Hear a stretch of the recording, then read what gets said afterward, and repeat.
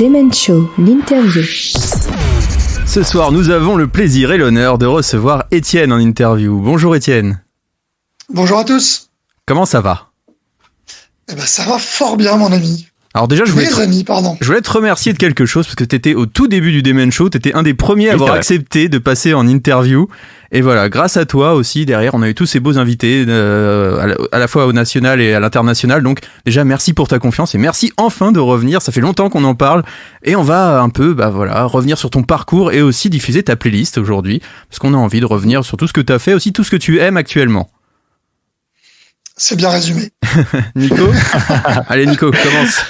Allez, pour commencer, Étienne, est-ce que tu peux nous expliquer comment t'es devenu musicien ? Qu'est-ce qui t'a donné envie de commencer la batterie, notamment, et puis la guitare aussi, puisque tu joues des deux instruments. Alors, en fait, quand j'étais gamin, tout petit, à 6 ou 7 ans, j'ai démarré par la guitare. Et malheureusement, c'était des cours de guitare classique. Or, j'écoutais de la musique contemporaine. J'étais déjà fan de Supertramp, de Dire Straits et de trucs comme ça. Et je retrouvais pas du tout le même instrument en fait entre la guitare classique et le rock que j'écoutais. Donc ça m'a vachement frustré, j'ai vite abandonné. Et ensuite à l'adolescence, vers 13 ans, j'ai commencé la batterie. Je pense que c'est après avoir découvert AC/DC ou des trucs comme ça. Je pense. Ou avoir vu une vidéo, j'ai adoré voir le batteur jouer. Je pense que c'était un titre d'AC/DC. Et j'ai commencé à prendre des cours. J'en ai pris pendant 3 ans et puis j'ai commencé à jouer dans des groupes. Et au même moment, vers 15 ans, j'ai repris des cours de guitare. Parce que je me sentais quand même attiré par cet instrument. Et je me suis mis à jouer de la guitare. Et après, pendant longtemps, j'ai juste joué de la guitare dans mon salon, assis tranquille, à bosser des morceaux, etc. et à composer. Et ça fait que depuis que je suis dans mon groupe Délivrance, où là, vraiment, j'assume mon rôle de guitariste. Et encore plus maintenant, parce que je suis seul guitariste. Donc voilà. Voilà pour la genèse de mon parcours musical. Et après, t'as eu des premiers groupes, j'imagine, avant d'arriver à Acme, ou Acme est arrivé assez rapidement ? Non, j'ai eu quand même quelques groupes, des groupes de reprises, des groupes de la banlieue dans laquelle j'habitais. Et puis à un moment, je m'ennuyais un peu, j'avais envie de faire des vrais compos et de rencontrer aussi des musiciens avec qui je me sentais plus en phase. Parce que je rencontrais beaucoup de métalleux assez old school à l'époque. Et même si j'ai toujours aimé ça, j'avais envie de coller à mes goûts du moment. Tu vois, le nouveau métal était assez balbutiement. Il se passait plein de choses. Il y avait plein de trucs nouveaux dans les années 90, fin 90. Et forcément, j'avais envie de faire une musique qui reflétait tout ça. Et j'ai passé une petite annonce. J'ai encore le magazine dans Hard & Heavy. Je sais plus quel numéro, mais il y avait encore une fois AC/DC en couve. Et puis, un des premiers à m'avoir appelé, c'est Benjamin, le premier guitariste d'Acme. Et c'est comme ça qu'on s'est rencontrés. Et j'ai intégré son groupe de l'époque, qui s'appelait Neurosyndrome. Et puis Neurosyndrome, ensuite, avec des changements de line-up, est devenu Acme. D'accord. Voilà. Et après, pareil, vous aviez passé d'autres annonces pour recruter Thomas, Charlotte qui arrivait après ? Non, à ce moment-là, on était déjà assez actifs quand même dans la scène. Et puis on traînait aussi au studio Luna Rossa. Et donc on croisait beaucoup de groupes. On croisait vraiment plein de groupes de l'époque, les Bougia, tous les groupes comme ça. Et Thomas était un des proches justement de ce qui s'appelait à l'époque le Quinquin Crew, avec Bougia et All Access. Et aussi Caution, je crois.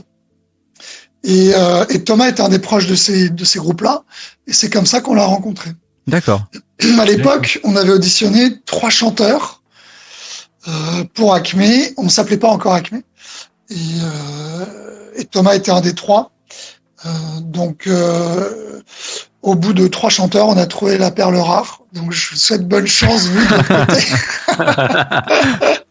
Bien. Votre ratio de 15 essais est quand même assez faible. Oui, c'est vrai, on a encore de la marge. C'est sûr. Mais tu vois, Thomas c'était un personnage, on a senti le potentiel artistique de Thomas à l'époque, Et pourtant, il chantait pas particulièrement juste.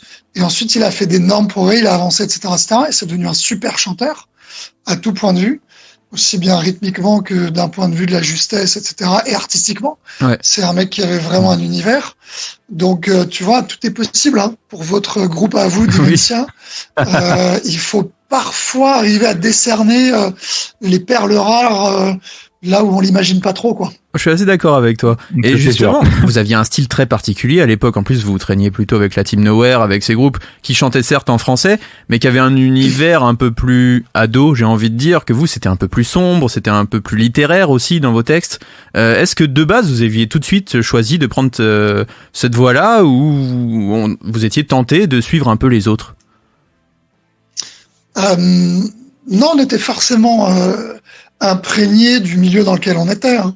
Nous, on n'a jamais rien eu contre Enfin, pour moi, la Nowhere, c'était essentiellement les deux fers de lance, c'était Playmo et Enhancer, et les deux pratiquaient le même style de musique, c'est-à-dire du rap metal, entre hip-hop et metal, un peu de rock, mais essentiellement du nouveau metal, du new metal avec du rap. Et nous, on n'était pas très à l'aise avec ça. On a essayé plusieurs fois. Parfois, il y a des compos où d'un seul coup, Thomas essayait de rapper, etc. Parce que nous, on était assez fans de NTM et de plein de trucs comme ça. Mais on a vite compris qu'on était moins à l'aise dans ce registre-là et que on avait envie d'un registre plus classiquement rock et plus dans le style new metal, plus sombre aussi, plus proche du Korn des débuts et du Roots de Sepultura. Tu vois. D'accord. Donc, mais pour le coup, ça nous a pas.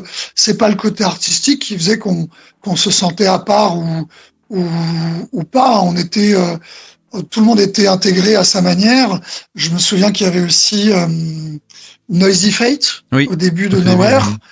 Et Noisy Fate était un groupe très très rock. Oui, c'est vrai. Encore plus qu'Acme.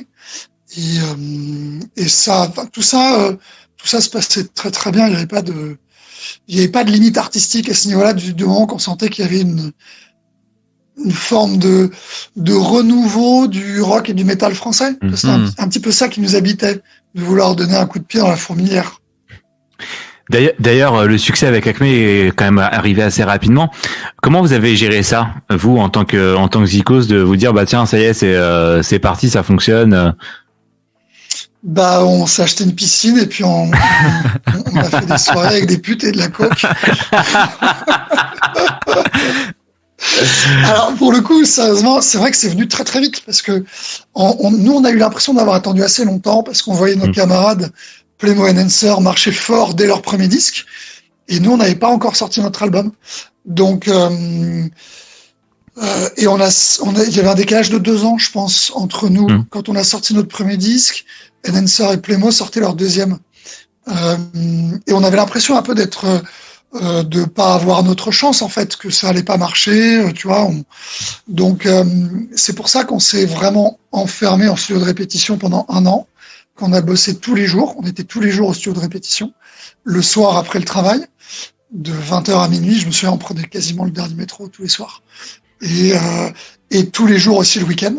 Et on bossait inlassablement notre premier album. Artistiquement, on bossait les compos, on bossait. Et puis, on répétait pour être les meilleurs musiciens possibles avec ces morceaux-là.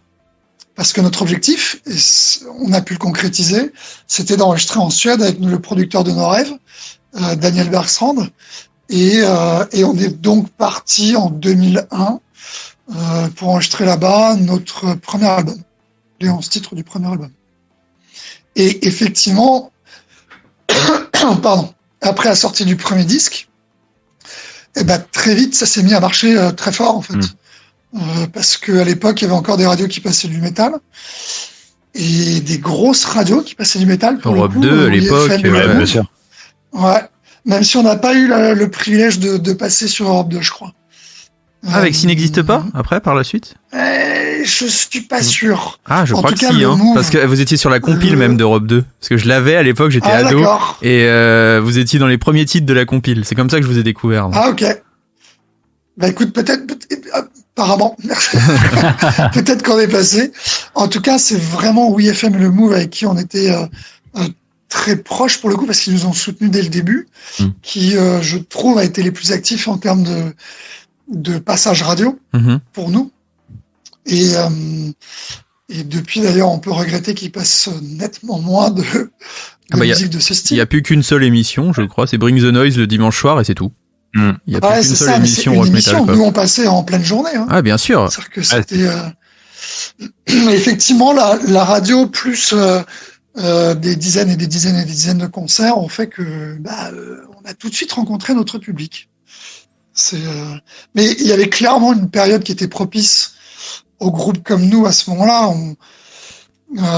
Massisteria et Lofofora avaient ouvert la voie fin 90 et ensuite Playmo and Answer ont poussé le truc encore plus loin et nous quand on est arrivé j'ai envie de te dire que tout a été déblayé pour nous et ça s'est passé hyper bien, hyper vite. Est-ce que à ce moment-là, quand le succès est arrivé, vous n'avez pas eu envie de chanter en anglais et d'essayer de marcher à l'international avec le chant en anglais ? Non, on s'est jamais posé la question. D'accord. À la limite, au tout début du groupe, on s'est posé cette question-là. Selon les morceaux, il me semble que peut-être Thomas, ça lui est peut-être arrivé de chanter en anglais, mais honnêtement, c'était pas son truc. Et comme c'était pas son truc, on s'est même pas posé la question. D'accord. Et c'est marrant parce qu'à l'époque, les labels ne voulaient pas de groupes qui chantent en anglais.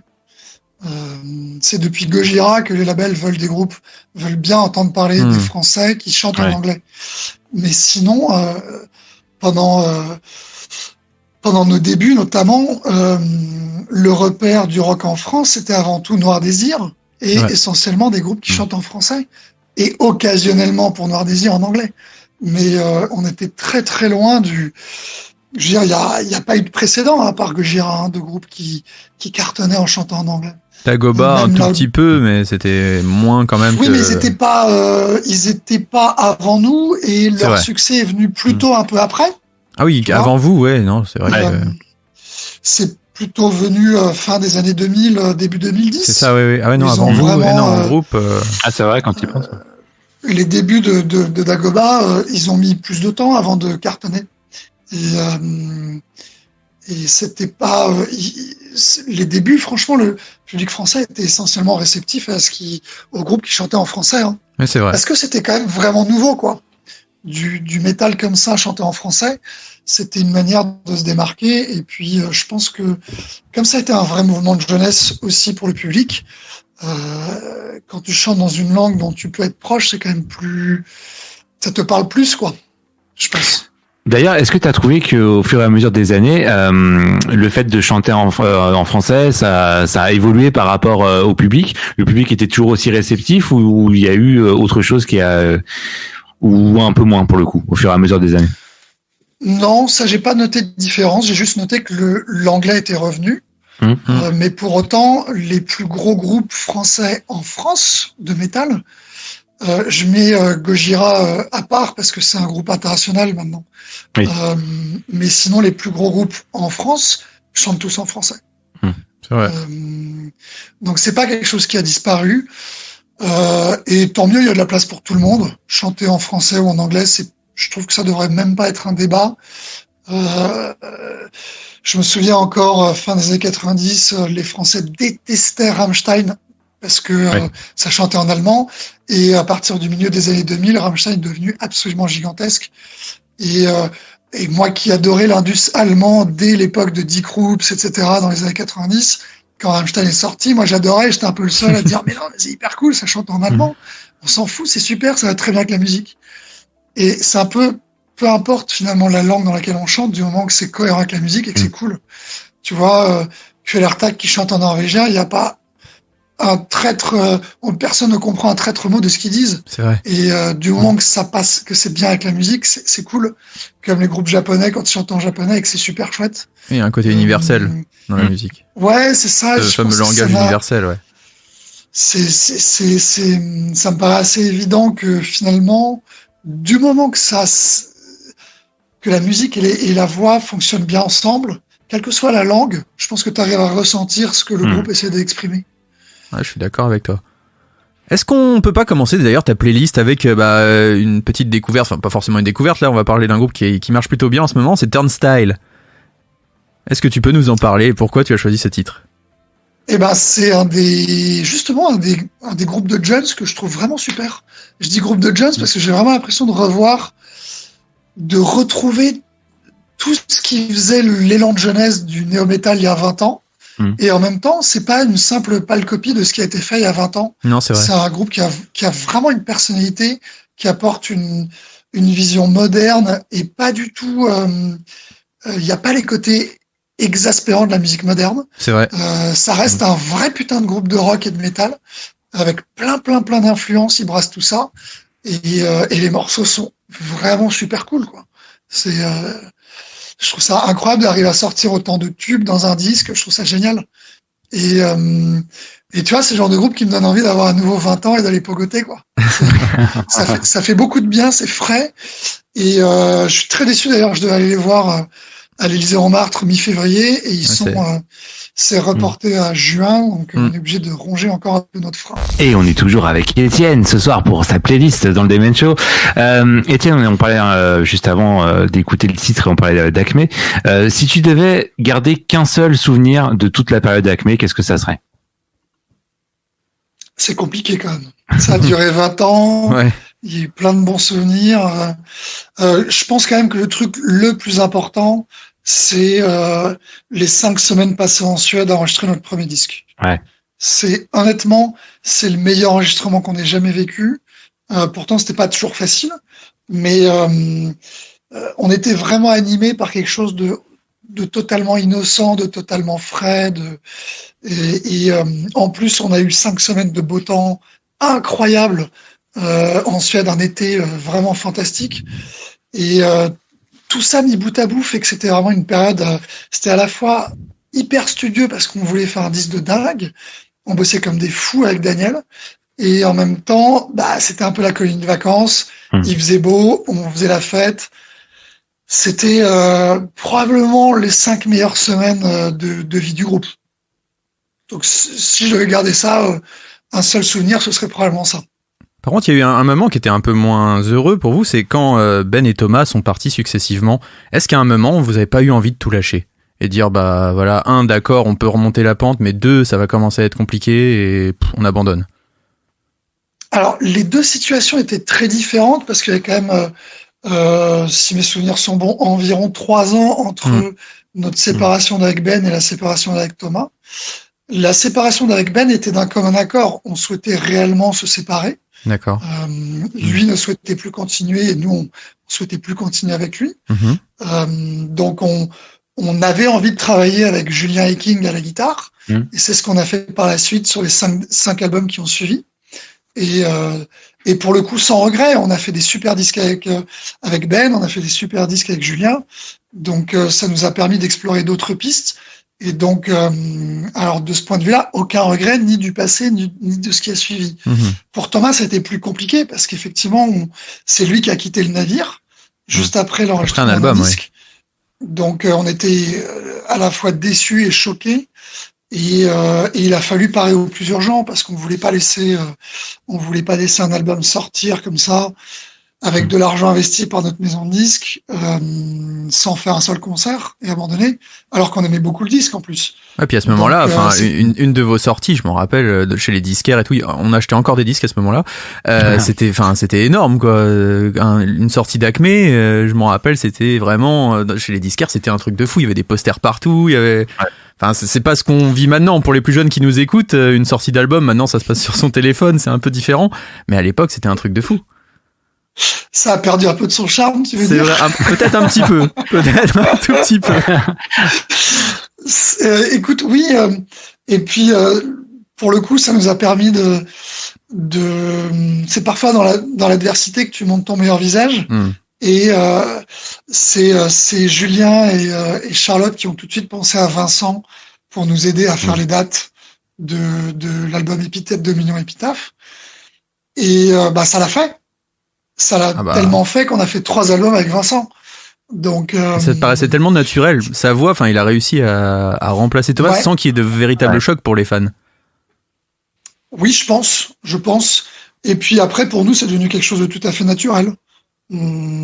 C'est juste une extension de ce qu'on a fait, tout en ayant des choses différentes.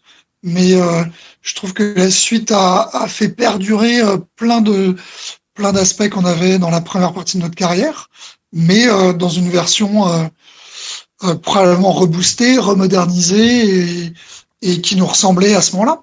Moi, il y a une date qui m'a marqué, je sais pas si toi t'as marqué en particulier, c'est le festival dans le 91 à le Download. Cette date, je sais que vous aviez eu des conditions très compliquées, très particulières et compliquées, mais vous avez emmené le public comme jamais. Enfin, j'ai assisté à une claque ce jour-là. J'ai l'impression qu'il y avait une sorte de renouveau Acme. Il s'est passé quelque chose à ce moment-là avec votre public. Ouais, c'est vrai. Je crois que c'était.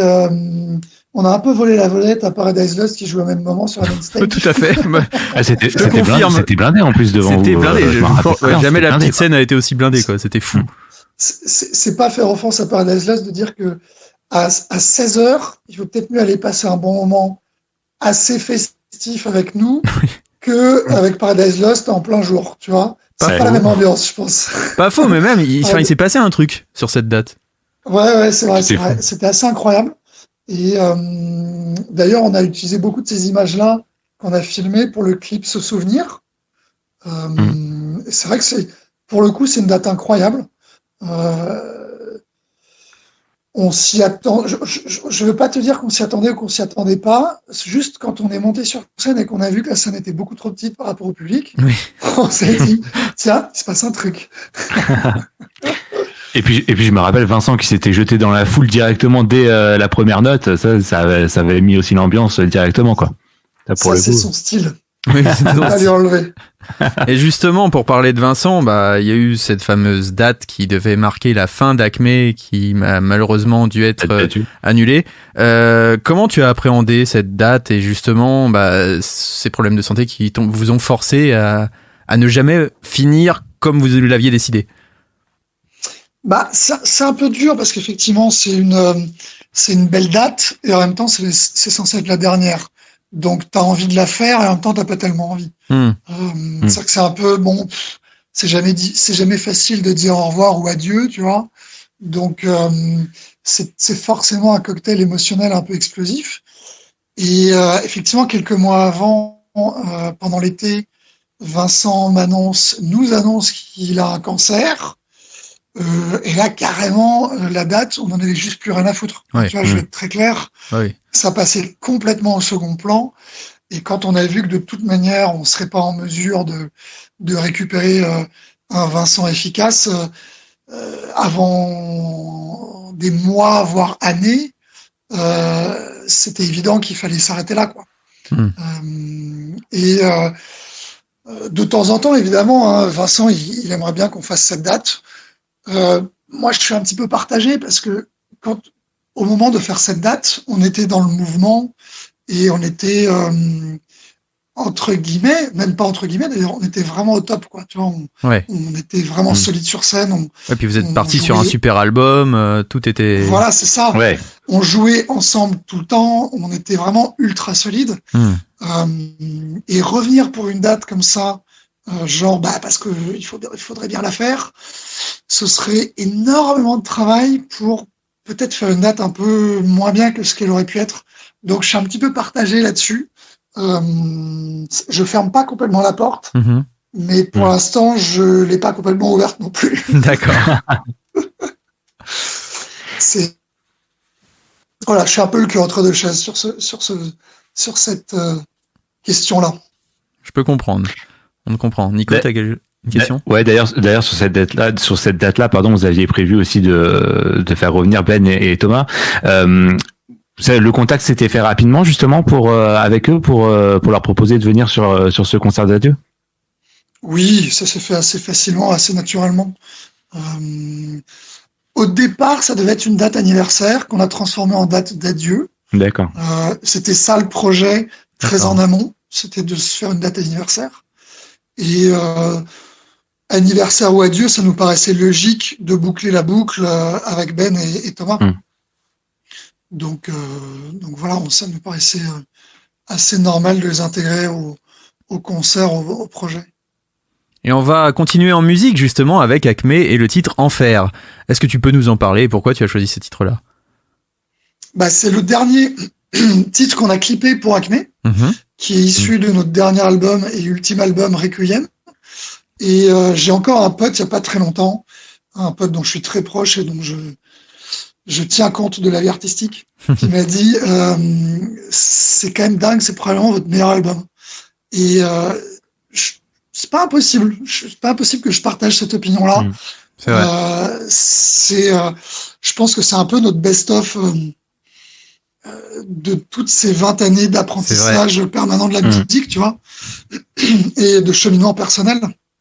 Et en plus, je pense que ce disque-là était habité par le fait qu'on savait qu'on allait arrêter. Donc, ça lui a donné une dimension émotionnelle supplémentaire. Et le titre Enfer est pour moi un des meilleurs titres de l'album et un super single. Donc, je trouve que c'était un très bon Requiem, cet album. Demen Show. La puissance du rock. On en a parlé un petit peu tout à l'heure quand on a parlé de guitare, de batterie. Est-ce que tu peux nous parler un petit peu de ton groupe Délivrance où tu es justement guitariste ? Ouais, c'est un groupe que j'ai monté après avoir rencontré Pierre, qui était chanteur à l'époque de Memories of a Dead Man, avec lequel il a fait 2 disques. Et sur ces 2 disques-là, j'étais ingé son au niveau des prises et au niveau du mix. Donc j'étais réalisateur des 2 albums. Et ça faisait un moment que j'avais des titres dans ce style-là, entre post-rock, black metal, des choses comme ça. Et quand j'ai entendu la voix de Pierre, je me suis dit, mais c'est le mec qu'il me faut pour ces morceaux-là. Il était tout de suite partant. C'est comme ça qu'a démarré l'aventure Délivrance. On a fait un premier EP, ensuite on a fait 2 albums. Le 2e album étant sorti pendant le premier confinement. On était ravis. Donc, c'était un peu compliqué de faire des concerts vu que tout a été annulé, reporté, annulé, reporté. Et là, enfin, je crois qu'on va pouvoir faire des dates avec ce disque qui est désormais sorti il y a 2 ans déjà. Et on va pouvoir... alors, je ne dois pas annoncer un des concerts parce que c'est encore pas officiel. Mais on va jouer au Hellfest. Ça fait 2 ans qu'on doit le faire. On va jouer au Hellfest avec Délivrance le premier week-end. Donc, le premier dimanche du premier week-end. Je crois que ça tombe le 19. Ça doit être 17, ça, oui. 18-19, le premier week-end. Ça doit être ça, ouais. Juin. Ouais. Donc, on doit jouer le 19 sur la scène Temple. Et donc, voilà, c'est un projet dans lequel je suis à la guitare. Et je suis le compositeur principal avec Pierre. Voilà. Et ça regroupe aussi dans le line-up actuel, en plus de Pierre et moi, il y a Sacha Février qui est un célèbre tatoueur, Easy Sacha officiellement, et Fred qui est notre batteur maintenant depuis 2 albums. Je dis 2 albums parce qu'en fait on vient de finaliser le prochain disque. D'accord. Forcément, le 3e est déjà terminé.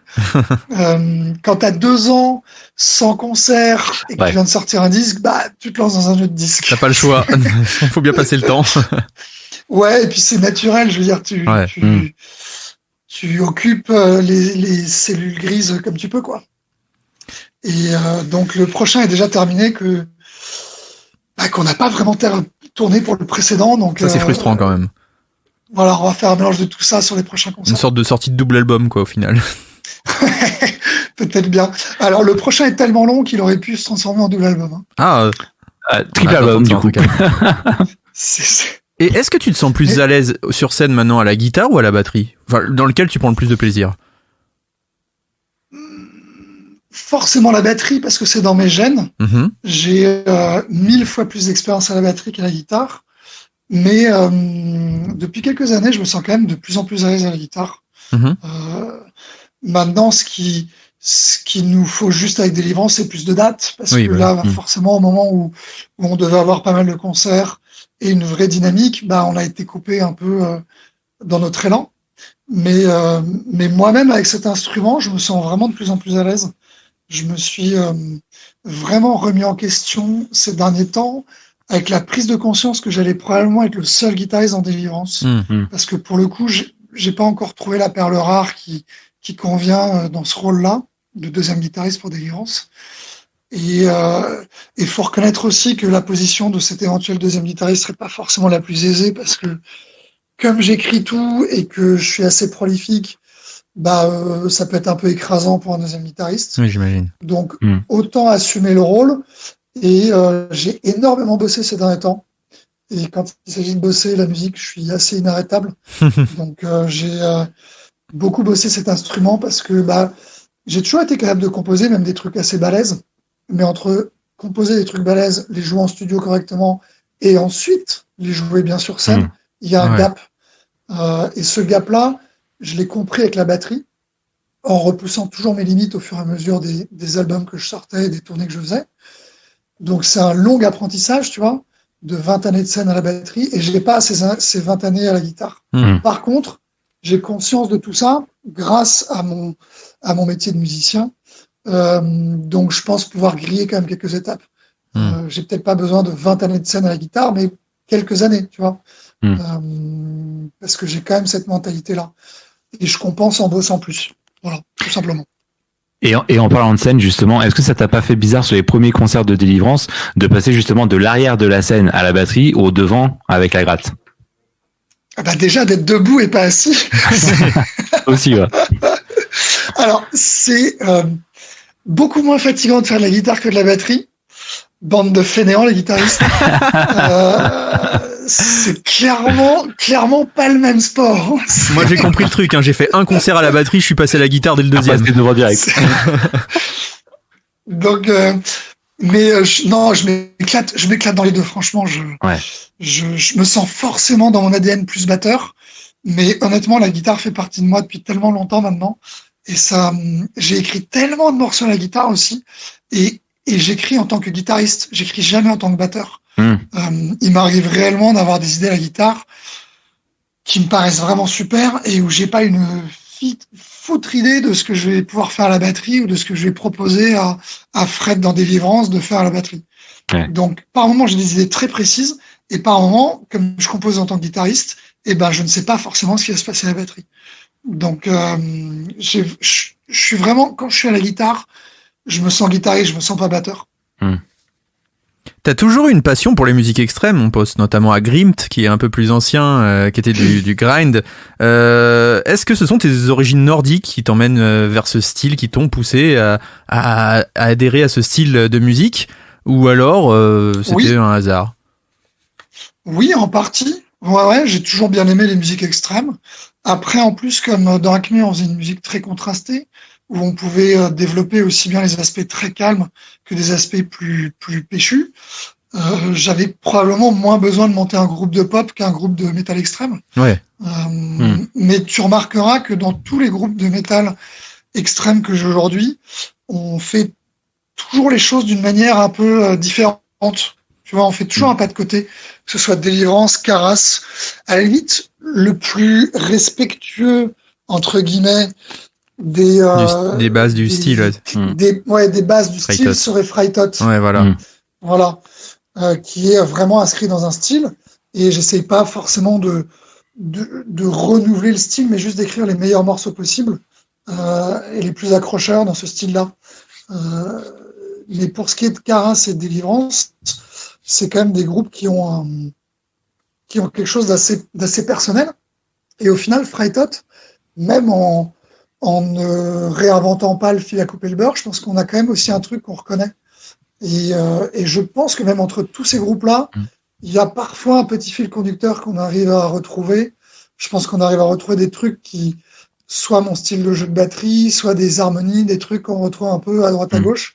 Et pourtant, ces projets sont quand même bien distincts, je pense. Mais tout ça participe à mon bonheur et mon émancipation artistique personnelle. Savourez le meilleur du rock et du métal à la radio. The Men Show. Et parlons-en de Frightot, justement. Est-ce que tu peux nous parler un peu de ce projet avec Arnaud Strobel, je crois, au chant? Ouais, tout à fait. Arnaud Strobel de Carnival in Call et Fabien de Benighted à la guitare. On est aussi accompagné du bassiste parce que pour le coup c'est chaise musicale Svart Crown qui s'appelle Julien, et Gauthier à la basse. D'accord. Et c'est un projet que à la base, je me suis lancé un défi tout seul, de composer et d'enregistrer tout seul un disque de métal pour le coup. C'est comme ça que ça a démarré. Donc j'ai écrit je crois qu'il y a 8 titres sur le premier album. J'ai écrit ces 8 titres. J'ai enregistré la batterie, la basse et les guitares.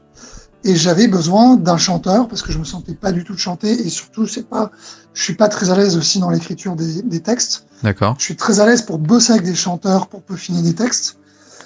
Mais pour pondre l'idée de départ d'un texte et la développer, c'est vraiment pas trop mon truc. Donc je savais très bien qu'il me fallait un chanteur et donc un auteur et également il me fallait un guitariste soliste. Parce que les rythmiques, c'est moi qui ai tout enregistré, mais je voulais un soliste digne de ce nom et pas juste un mec qui fait 3 notes.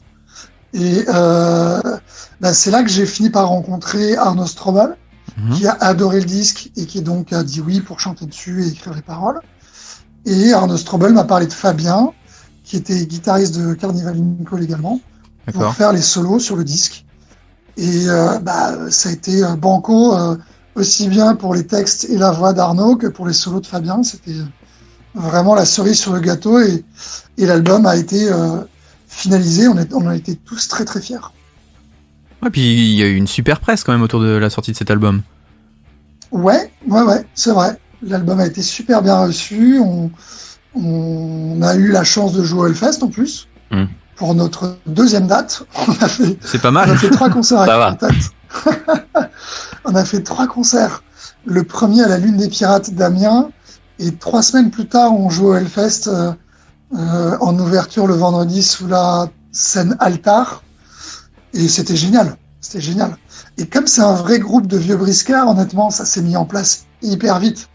Le premier concert, on avait fait 3 ou 4 répètes ensemble.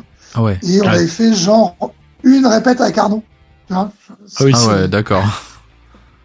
Ouais, mais on est honnêtement, on a un line-up de tueurs. Je dis ça parce que les mecs vraiment sont incroyables.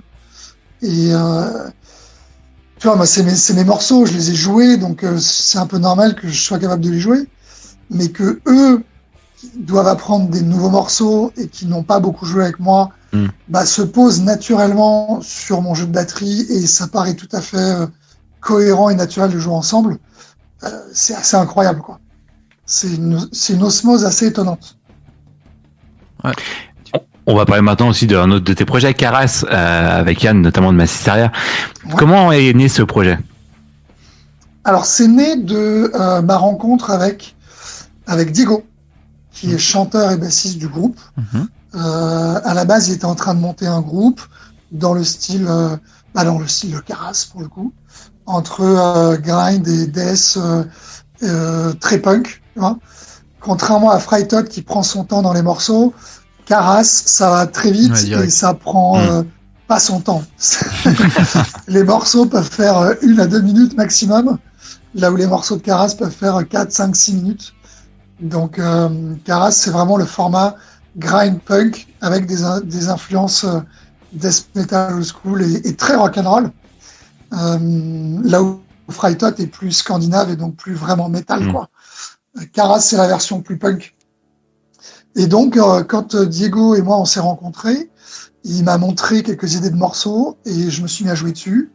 Et ses yeux ont fait des cœurs en me regardant et moi, en le regardant, mes yeux ont fait des cœurs. Et on s'est dit, mais en fait, on est fait pour jouer ensemble. C'est une évidence. Ça se passe trop bien. Et ensuite, on a mis vachement de temps à finaliser le line-up. On a quand même enregistré le disque. D'accord. Et ensuite, on a finalisé le line-up avec Yann. Ah, donc Yann est arrivé après le disque. En fait, on lui a fait écouter le disque. On lui a dit, écoute, on est vraiment dans la merde. On a un super disque, mais on a besoin d'un guitariste. Est-ce que ça te brancherait ? Il a écouté l'album, il a adoré. Et il nous a dit, les gars, j'adore votre disque. Je peux pas passer à côté de ça. Faut que je fasse partie du projet. Ouais. Et donc on a défendu l'album ensemble, tous les 3. Et puis là, on a terminé un peu plus tôt, là, je pense qu'on a finalisé en octobre ou novembre, on a finalisé le prochain disque. Cette fois-ci qu'on a coécrit tous les 3 ensemble avec Yann. Donc cette fois-ci, on a vraiment écrit tous les trois comme un vrai groupe. Et c'est plus du tout seulement le projet de Diego et moi, c'est notre projet à tous les trois. Et Yann fait totalement 100% partie du truc. Super. Et c'est pareil, quand Yann s'est mis à jouer avec nous, c'était juste complètement normal, quoi. C'est passé direct. Bah ouais, en plus, la fameuse je sais pas alchimie. Si ça a forcément un impact de se connaître depuis aussi longtemps. Tu vois, Yann et moi, ça fait plus de 20 ans qu'on se connaît. J'ai l'impression que Massisteria fait partie de moi, tu vois, alors que j'ai jamais joué dans le groupe. Et je pense que lui, c'est pareil. Tu vois, il a joué avec Thomas dans un projet avec Vicky Vale. On se connaît tellement bien que jouer ensemble devient quelque chose de naturel, je pense. Et il connaît mon jeu de batterie. Moi, je sais comment il joue à la guitare. Et bah, c'est allé super vite. Tu vois, ça s'est fait quelque chose. Ça s'est fait tout naturellement. Et le prochain disque a été hyper facile à composer et à enregistrer. Ça a été comme ça. Et t'aimerais le sortir quand? C'est une très bonne question. On doit jouer. Alors, moi, je joue donc le premier week-end. Je joue au Hellfest aussi bien avec Caras qu'avec Délivrance. Je pense que les délais seront trop courts pour le sortir avant le Hellfest. D'accord. À mon avis, ce sera plutôt après l'été. Mais sait-on jamais. D'accord. Jamais. En tout cas, l'album est prêt. L'album de Délivrance est prêt. L'album de Caras est prêt. J'ai pas chômé ces derniers temps sur ces projets-là. Alors Étienne, on a parlé de ton activité de musicien. Maintenant, on va arriver à ton studio, à ton activité de producteur. Comment t'es arrivé à la production? J'ai toujours été passionné par cet aspect-là de la vie de musicien. Ouais. C'est-à-dire que pour moi, composer un titre, c'est in fine également le produire. C'est se projeter sur ce qu'on va faire en production, sur quel style d'enregistrement, quel style de mix. Et donc, dès le début de mon parcours musical, j'ai toujours été celui dans mes groupes à être le plus impliqué en termes de prod auprès de nos réalisateurs. Et donc, la suite logique, c'était forcément un moment de m'y mettre moi-même. Pas par frustration, hein, parce qu'on a bossé avec plein de gens hyper talentueux et qui m'ont d'ailleurs indirectement formé à ce métier-là. C'est-à-dire d'être aux côtés de Daniel Bergstrand et de Magnus Lindberg, qui sont deux ingés suédois de renommée mondiale, et avec qui on a fait des albums. Ça m'a vraiment ouvert les yeux, ça m'a montré la voie à suivre. Ça m'a aussi aidé à faire des choix, dans le sens, il y a des modes opératoires que je préfère à d'autres, tu vois, des choses que je n'aime pas chez l'un ou chez l'autre, et des choses que j'apprécie chez l'un ou chez l'autre. C'est aussi comme ça que tu crées ta propre personnalité, que tu dis, tiens, moi j'ai envie de faire un peu plus ça, un peu moins ça, comme ça. Mais tu apprends toujours au contact des gens. Et c'était vraiment un step naturel pour moi de m'y mettre. Ça m'a toujours passionné, j'ai toujours adoré. Et voilà, ça fait une petite dizaine d'années que j'ai démarré. Ah, attends. Oui, ça doit faire une dizaine d'années maintenant. Genre 2012, j'ai dû faire mes premiers enregistrements 2012 ou 2013. Avec Memories of a Dead Man d'ailleurs. Et là aujourd'hui, effectivement, ça fait quelques années, ça doit faire 5 ou 6 ans que j'ai mon studio d'enregistrement et dans lequel je continue d'avancer dans ce sens-là, à peaufiner mon son, à peaufiner ma personnalité sonore que vous avez l'air de déceler. Oui, c'est vrai, non, on en parlait hors antenne, mais il y a un son maintenant, Étienne, c'est-à-dire que de plus en plus de musiciens, on en croise aussi des groupes qui viennent en interview, nous parlent de toi dans leur choix de production, en disant bah Étienne, il y a un son. Là dernièrement, on avait le groupe Imparfait, je sais pas si tu les connais un petit peu, ils nous parlaient de toi en disant il y a un son très particulier avec Étienne, est-ce que vous voulez vraiment bosser avec lui? Vous savez qu'on dit oui, justement, ce son qui respire, c'est ce qu'on disait, ce son un peu naturel, tu fais vivre les instruments et les prods, c'est pas ce côté surproduit qu'on peut entendre chez certains producteurs, et ça fait du bien aussi, c'est ce qu'on disait en France, d'avoir voilà ce son qui vit, voilà, un son vivant, et t'as réussi à trouver ta patte, et c'est vrai que maintenant on peut dire on veut le son d'Étienne, c'est pour ça qu'on va aller dans ton studio. C'est gentil. Et puis je pense aussi que au-delà de ce qui pourrait être mon son, je pense pouvoir m'adapter à plein de styles très différents. Oui. C'est-à-dire que je suis autant aussi à l'aise dans les prods de métal extrême et avec leur code que dans les trucs beaucoup plus indie rock Mais peut-être parce que tu aimes ces styles aussi. Peut-être parce que tu as des goûts peut-être plus variés aussi. C'est ça, ça correspond tout simplement à tout ce que j'écoute. Je peux aussi bien faire des prods très propres que des prods très très sales.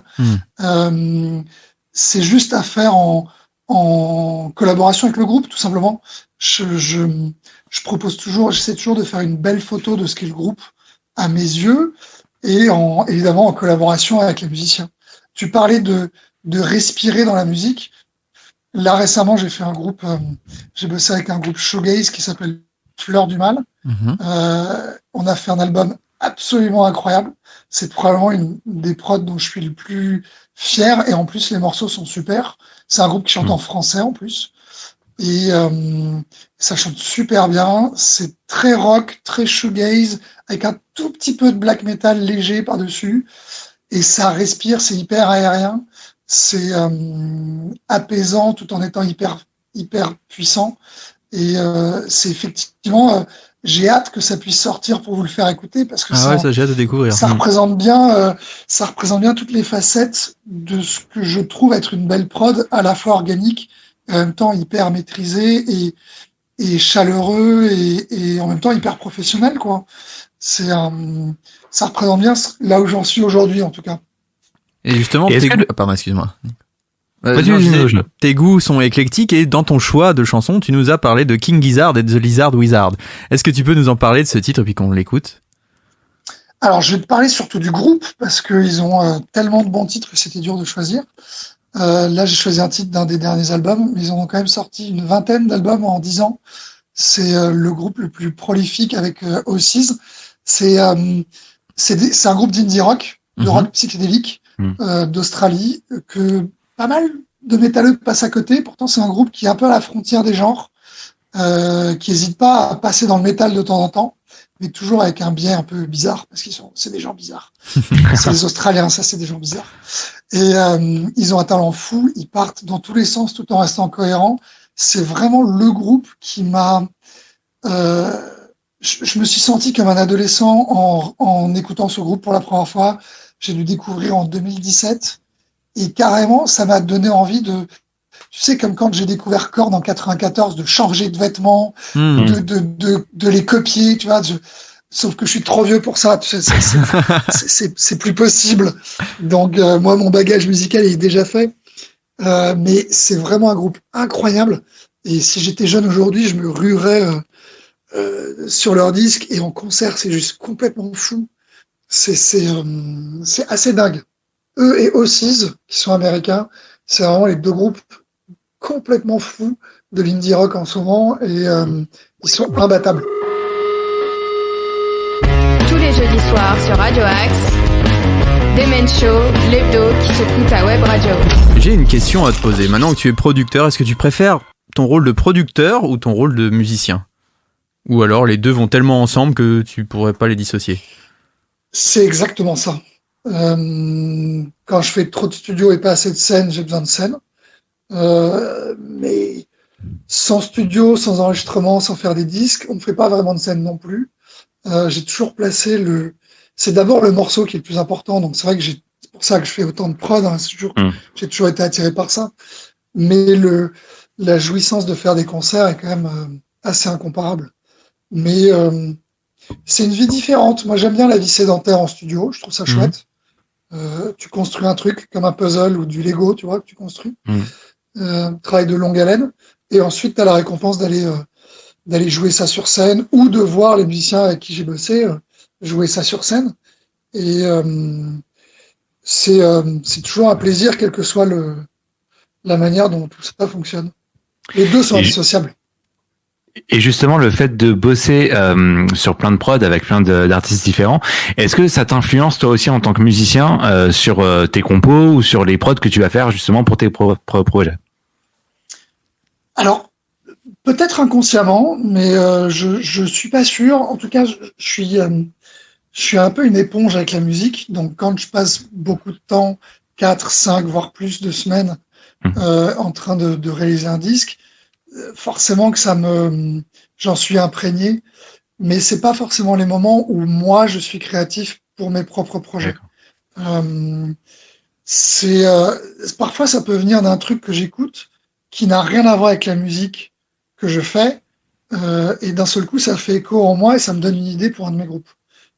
Et ça c'est quelque chose que quand je suis à la maison, quand j'écoute de la musique, et ça peut être des trucs vraiment qui n'ont strictement rien à voir, tu vois, ça peut juste déclencher en moi, ah tiens, j'entends un truc, et mais sinon, non, j'ai pas, je pense pas que les groupes avec qui je joue m'influencent, mais c'est possible, totalement inconsciemment. Il y a une petite partie de moi avec eux et une partie d'eux avec moi. Hein. Donc t'as pas besoin c'est une vraie collaboration, quoi. Tu fais pas partie de ces musiciens qui se disent musiciens éponges, qui sont obligés de se couper du monde de la musique, qui n'écoutent plus du tout, du moins leur style de musique pendant qu'ils sont en train d'enregistrer pour pas être influencés. Ça, tu le fais pas, t'en as pas besoin? Non, disons que par contre, en général, quand j'enregistre un groupe d'un style, j'ai pas tellement envie de réécouter le même style le soir en rentrant à la maison.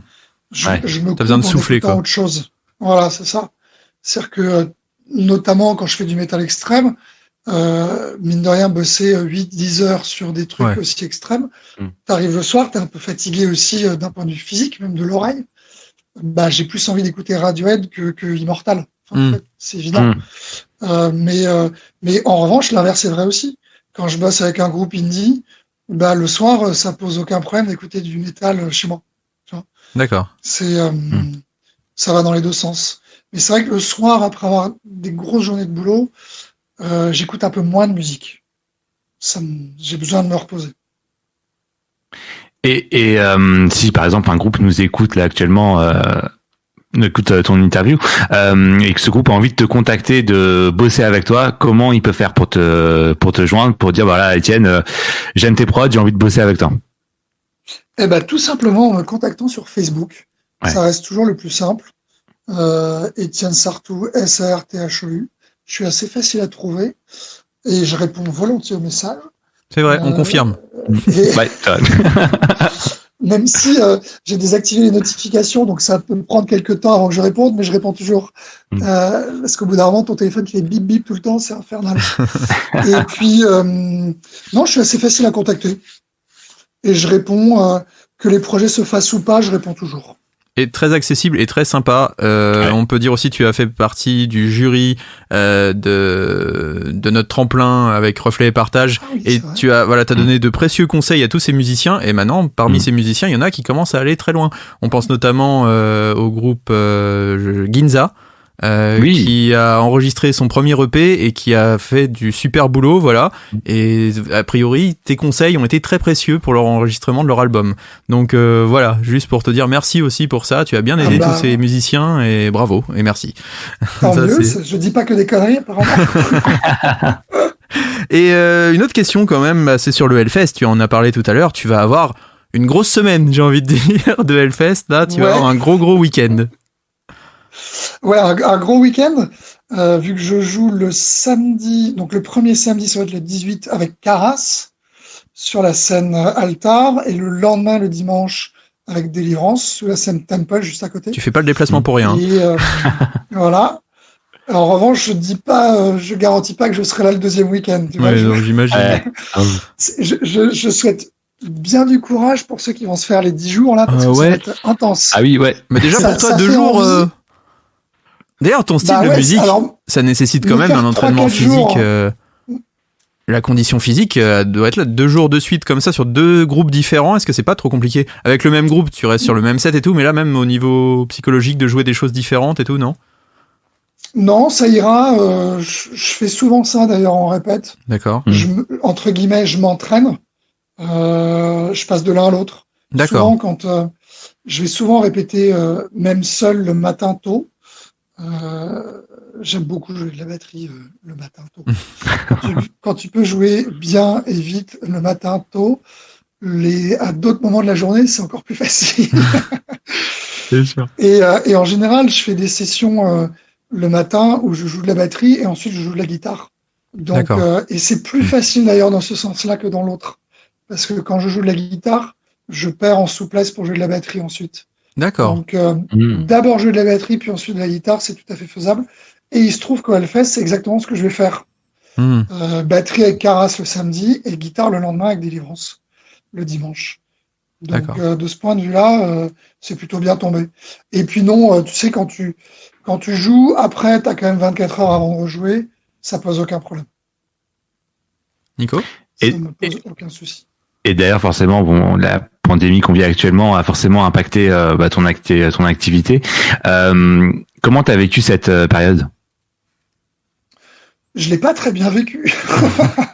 Je pense un peu comme tout le monde. Ouais. Il y a eu beaucoup de frustration, beaucoup de repli sur soi, plus ou moins volontaire, plus ou moins subi. Le fait d'avoir une vie sociale extrêmement limitée, de ne pas pouvoir boire un verre de temps en temps dans un bar ou des choses comme ça. Enfin, tout ça a été extrêmement compliqué quand même depuis 2 ans. J'ai pas été non plus très serein vis-à-vis du Covid personnellement, notamment avant la vaccination. Donc, j'étais plutôt du genre à faire très gaffe et j'étais pas du genre à dire que j'ai pas peur. Tu vois, quand un truc comme ça arrive, je suis plutôt du genre à faire vraiment attention et à vouloir protéger ma famille et mes proches. C'est le premier réflexe personnel. Et puis ensuite, heureusement, depuis la vaccination, je me sens quand même beaucoup plus libre. Mais tout n'est pas facile parce que je veux dire, la vie sociale est clairement compliquée. Rien que de voir des amis, régulièrement, il y en a un qui a le Covid, tu le vois pas. Puis ensuite, c'est toi qui as le Covid. Et puis, c'est jamais possible de tous se réunir en totale sécurité. Ouais. Il y a toujours ce côté chape de plomb. Ouais. J'ai aussi eu le Covid en décembre, donc moi j'ai eu ma 4e dose déjà, tu vois, en quelque sorte. Ouais. Grâce à mes enfants qui m'ont ramené ce merveilleux virus à la maison. Et mais au moins on était tranquille parce qu'on l'a eu début décembre, on était tranquille pour les fêtes de Noël. Oui, ça c'était pas. Ça fait beaucoup. C'est sûr. Ça a fait beaucoup de bien, tu vois. Ouais. De pouvoir passer des fêtes de Noël extrêmement relax à ce niveau-là, ça fait du bien. Et tes projets futurs ? Mais oui, c'était une période spéciale. Pardon, excuse-moi. Tes projets futurs, là, dans l'immédiat, dans les prochaines semaines et puis dans les mois qui viennent. Donc, tu nous as parlé de nouveaux albums pour tes différents projets. Et les concerts, est-ce que ça se libère un peu ? Est-ce que t'as ça ? Est-ce que t'as des prods avec des groupes ? Alors, j'ai des prods qui vont venir avec des groupes. J'ai aussi beaucoup de boulot pour sortir justement les albums de Caras et de Délivrance. On est en plein dans les démarches. On est en plein dans le boulot là-dedans. Et mine de rien, ça prend pas mal de temps. Donc ça m'occupe aussi beaucoup. J'ai et puis les concerts, j'espère. Effectivement, on a eu des dates annulées. On a annulé des dates avec Caras en décembre parce que on a eu le Covid. Moi, j'ai eu le Covid. Yann l'a eu. Quand 2 membres sur 3 du groupe ont le Covid, c'est compliqué de faire des concerts. C'est un peu compliqué. En visio bande. En visio, tout crevé. Et puis, pour l'instant, on a eu pas mal d'annulations. On est quand même en train de faire un joli projet de tournée avec Caras. Je vous en dis pas plus, mais c'est en train d'être bossé avec notre tourneur. Cool. Pour le coup, maintenant, le problème, c'est que on sait plus trop quoi faire avec le printemps. Ouais. Est-ce que ouvrira pas? Est-ce que c'est il y a beaucoup de reports, d'annulations et des trucs comme ça. Donc, on est plutôt des embouteillages. En train d'essayer de booker. Il va y avoir embouteillage aussi. On est plutôt en train d'essayer de booker sur la rentrée septembre-décembre. Mais même là aussi, il va y avoir embouteillage. Donc, écoute, ça avance. Je peux rien annoncer pour l'instant parce que tout ça est en cours. Et ce serait trop tôt pour confirmer quoi que ce soit. Mais on espère que toutes ces choses-là vont se débloquer et qu'on va retrouver un mode de vie plus normal et des activités plus normales d'un point de vue artistique, parce que ça a été quand même assez compliqué. Merci beaucoup Étienne pour cet entretien. Merci Étienne. Merci pour cette interview qui a été un peu longue, on est désolé, mais c'était tellement passionnant que du coup on t'a gardé un peu plus longtemps que prévu. Avec grand plaisir. Et vraiment c'était super. Je suis très bavard, vous le savez. Ouais, mais c'est super, vraiment, et je pense que les auditeurs vont adorer parce qu'on a passé un excellent moment en ta compagnie.